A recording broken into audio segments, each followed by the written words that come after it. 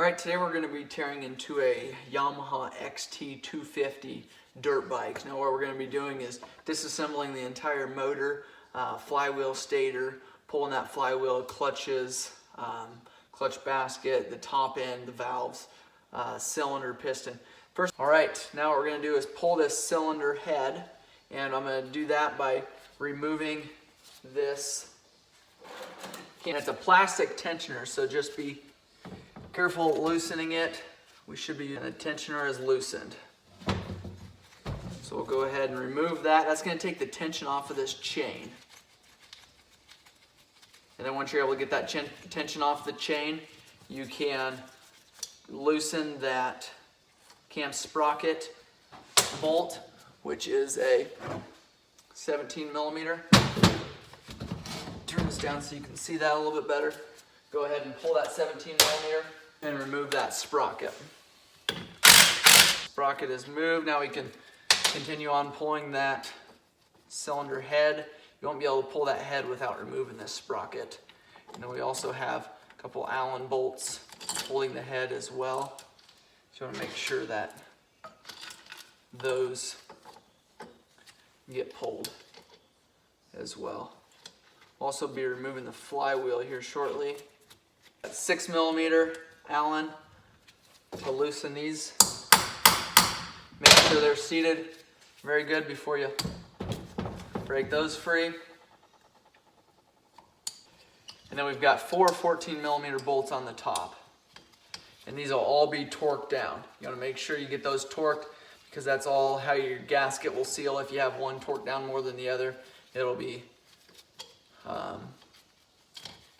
could cause a gasket to leak a lot easier that way. All right, your 2 Allens are out.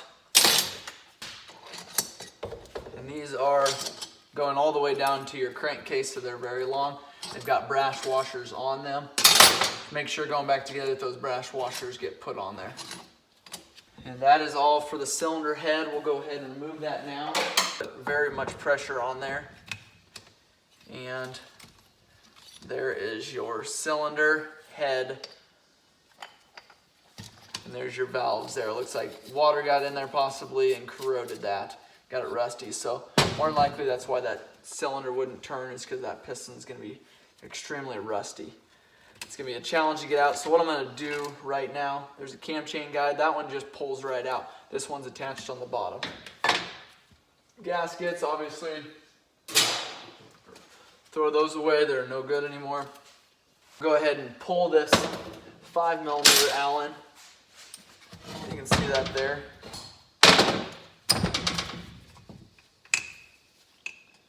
And this will be the only bolt holding this on. So we'll let that sit for a while we continue on.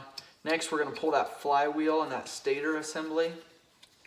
And you'll need a flywheel puller to remove that.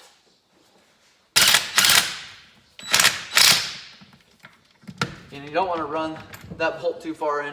Gets into those interior threads and grab 2 screwdrivers or 2 picks, anything small to go in there, and remove this washer. You do not want to try to do it without removing the washer, or your puller won't go far enough in. So this bottom one here can be a challenge. This one wouldn't necessarily need pulled, but for sure the lock washer. We got both washers out there. Now, we've got your puller here. Looks like this.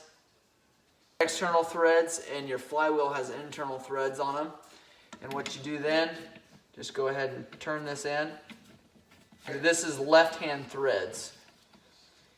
So you will turn it the opposite way that you normally would. You'll turn this one counterclockwise to tighten it up.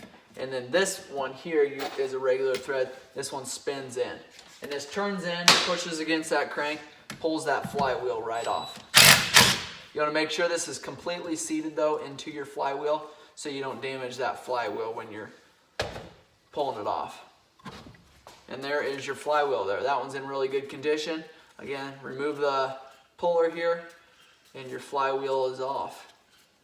Now we've got your stator assembly right here, stator pulser, and that's held on by a couple of Phillips screws, and then the wire runs all the way from the bottom.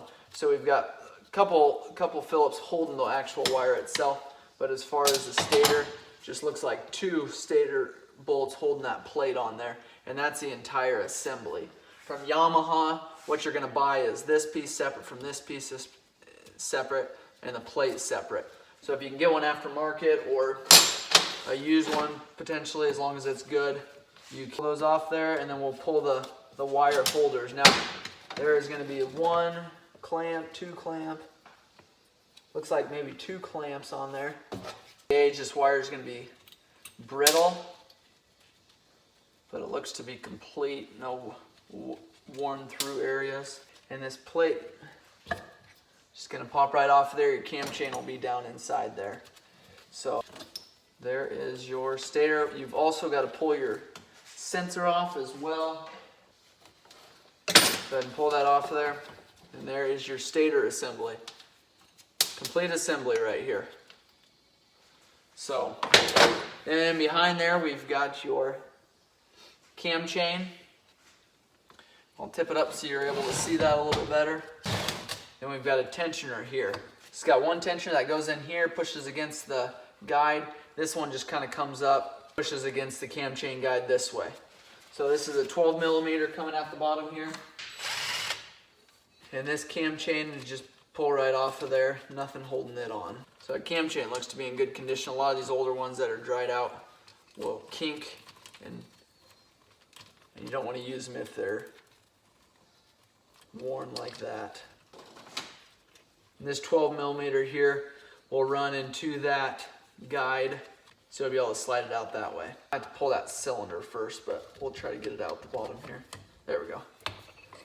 There we go. There's your other guide. So this runs up from the bottom there. This is kind of just a hole to push on it, but this one actually locks it into place, and you can see there where it's grooved. So that's your cam chain guide on there. Now your sprocket here is a 10 millimeter. It's got just a plate on there. So we'll go ahead and turn these 2 out there. 2 10 millimeter bolts. Small turn there, and this will come off. Now you won't be able to just pull that straight off. It has to do a little bit of a turn first, and that's what holds that sprocket in place. So that sprocket was bad, as you can tell. So we will go ahead and flip this motor over and pull the clutches on it.